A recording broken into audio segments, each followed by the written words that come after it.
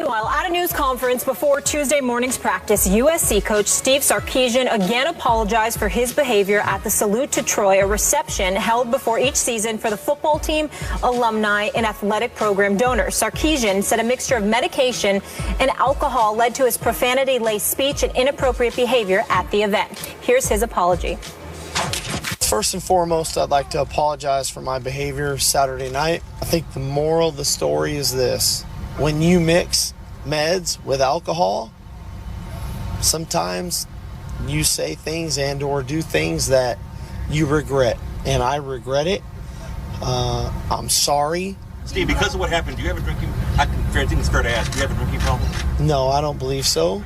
But through Pat and through the university, I'm going to find that out. You know, I'm going to go to treatment. I'm going to deal with it. I don't know if I even need rehab. That's part of the process. There was alcohol in our coaches' locker room after great wins, one way or the other. And I don't know if we're very different than any other organization or program, but there won't be alcohol in our building ever again. Sarkisian also said that he would stop the practice of celebrating big wins with alcohol in the coach's dressing room, as we just heard, and that was a mutual decision between him and athletic director Pat Haden, a source telling our ESPN's Brett McMurphy. Skip, now that we've heard from Sark, what should Pat Haden do here? Stephen A., I'm going to go a little deeper here, so bear with me. I think Pat Haden has a much deeper decision to make, because the larger issue here, the more I hear, see, feel about this story, isn't whether his head football coach needs to be punished. The larger issue for Pat Haden now is, does his head football coach need help? Again, I'm speaking from the experience. Forgive me for bringing this up again, but I grew up as the oldest kid in a household with two alcoholic parents. My mom finally nearly killed herself in a car wreck, went to AA and saved herself, and still goes to her meetings every Monday night without fail because she says she couldn't miss her meeting as a recovering alcoholic. My father went to rehab repeatedly, and I went to repeated counseling sessions with him and the rest of the family, and he failed and drank himself to death. Now, I'm going deep here, and I don't know enough of the facts, but I've heard the question asked enough times of Sarkisian, does he have a drinking problem? He says, I don't know. So he says, I'm going to get treatment. I don't know what treatment means, but I don't need rehab.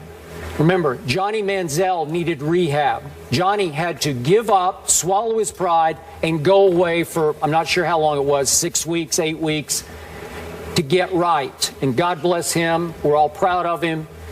He's doing pretty well. So far, so good.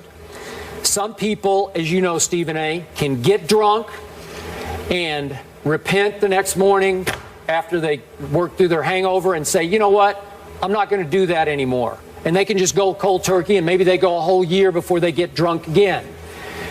Some people just can't handle their alcohol. There have been reported incidents involving Sarkisian in the past where you start to wonder, does he have a problem? And I think Pat Haden, as his friend, he's a close friend of Sark's as well as his boss, is going to have to make one of those tough love calls here. Does his coach need more than a visit to the psychiatrist? Does he need more evaluation than that? Does he have a problem?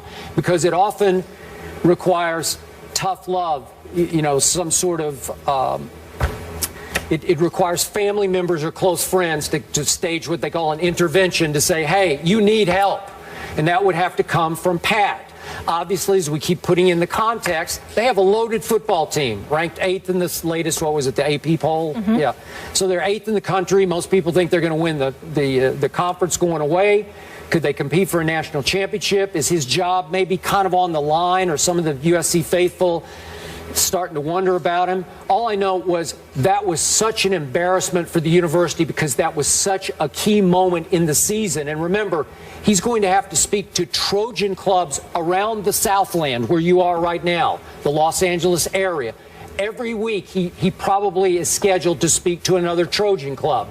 So they're going to have to either get him right, get him help.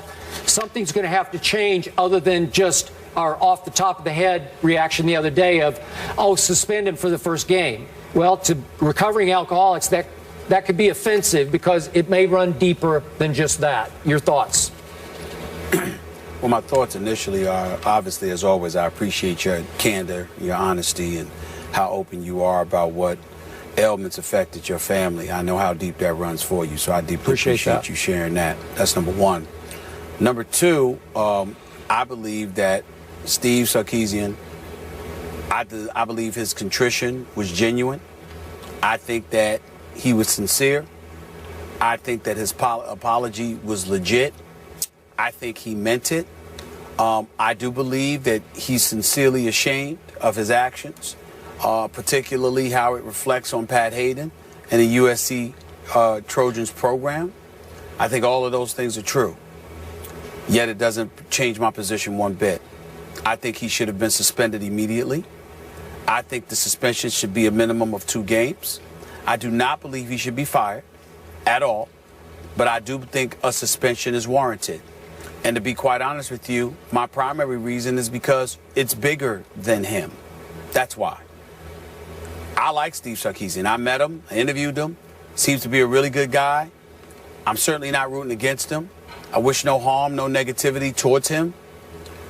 But when you talk about the bigger picture, you have to ask yourself this question. If one of those kids had done that, would they have been suspended? And the answer we all know is yes. When you combine that with the fact that whether it's the NFL or various professional sports leagues, we can also transition that to college, particularly the NCAA, with the way hypocrisy reigns through that place. It is undeniable that coaches and leaders of men are held to a higher standard. So whatever standard you have for the actual athlete, you must have plus for the coach, because that's the leader. So if you allow Steve Sarkisian to get away with this, if you're Pat Haden, I don't want to see you doing anything to a player. As far as I'm concerned, the players can go out there and smoke some weed. They can go out there and drink some alcohol. They can show up at a public event, and guess what? They can do what they want to do. Let me see Pat Haden do something to them. And watch how. You think I've gone off on this show before. You ain't seen nothing yet. Excuse my grammatical incorrectness. But you ain't seen nothing yet. If that man suspends one of those players for conducting themselves that way, because that's ultimately the message that you're sending. I have tremendous respect for the reputation that Pat Haden has built for himself. I don't know the man from a can of paint. But his reputation speaks for himself. It precedes him. And I'm telling you right now, if this had been a player, they would have been suspended. They would have been dealt with. So why does the coach get a pass? Because he's your friend? I don't want to hear all of this stuff about, well, he might have a problem, because if he has a problem, then what you would do is suspend him and insist that he goes and gets some help while he's serving the suspension. No, what they're bringing up is the fact that they're all so very close. I'm reading Bill Plaschke's column in the LA Times, and CL Max Nikias, the president for USC, they're talking about how he's got to make a decision about this. My whole point is, if it was anybody else, Pat Haden would have leave it up to him. Pat Haden would make that call. So because this is your man, this is your boy, suddenly you can't do your job. Oh, yes, the hell you can. You suspend that man. You suspend him because you would do it to the players. Be fair to the players. And I appreciate Kessler and the other boys coming up and speaking for their coach. If it were my coach, I would do the same thing. I would speak up for him. I would support him. But if you Pat Haden, you can't take that public position. This is egregious. You can't sit back and do nothing. What kind of a message are you sending? You know good and well, if this were a player, you would suspend him. So if you would do it to the player, you must do it to the coach. He's the leader of the players. It's that simple. I'm not wishing anything on Steve Sarkisian. I will root for USC. I will hope that they have a great season. I want him to come back and do a great job if he were to get suspended.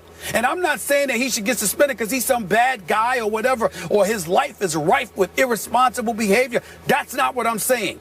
This was a very public display of undisciplined, reckless behavior, and dare I say, irresponsible insubordination. It is undeniable. And if that is the case, he must be suspended, or USC players, you now have the right to go and drink and show up at public events for the team, for the university with impunity. You have nothing to worry about. Go ahead, because guess what? Your head coach can do it. Yeah. Your head coach can do it. So why can't you? And to your last point, I found the concept laughable that Sarkisian would say, I'm going to let the players discipline me the way I would discipline them. So he let Cody Kessel, the quarterback, and some of the team leaders say, oh, you got to do those up downs, or you got to run sprints or whatever. Give me a break. You are the authority figure on the team. You can't let the players treat you the way you would treat the players, because you've lost all respect from the players then. I'll take it a step further. I didn't think it was laughable. It ticked me off. And the reason why it ticked me off is because, excuse me, that's a lie. You know good and well, if a player showed up to, salute to Troy and everything that was going on, and they showed up like that, you would have suspended them. Right. You know you would have. There's no way that you would show up at an event for USC in public like that as a player, inebriated, slurred speech, all rocking back and forth, and looking just completely lost. There is no way that a player would show up in public like that representing USC, and Steve Sarkisian would not have suspended him. Yeah. That's my point. That was a lie. Yeah. That's why I don't find it laughable, because it was a lie. Well, you wouldn't just have them running, sprinting up and down to all of this stuff. You would have suspended them. You can't treat this kind of punishment the way you would being late for a meeting or dropping too many passes in practice or whatever it might be. This is so far beyond that. All I'm saying is you would have done it to the players. You can't give the coach a pass when you know you would not have given the players a pass. Pat Haden shouldn't leave this up to the president. Yeah. You're the damn athletic director. You're the boss for a reason. Do your job. All right, we'll leave it there. So we both agree a suspension is needed in this case. Obviously, they're on the brink of greatness again. They're number 8, becoming that powerhouse that SC is. Hopefully they can get that all straightened out. We move on to a player who's 1 year removed from the college game. That's Odell Beckham Jr., who showed out last season, and now defenders are showing up. Will the target on his back slow him down in his sophomore campaign? That's the question. And also Antonio Pierce will join the desk for that conversation. Stay here.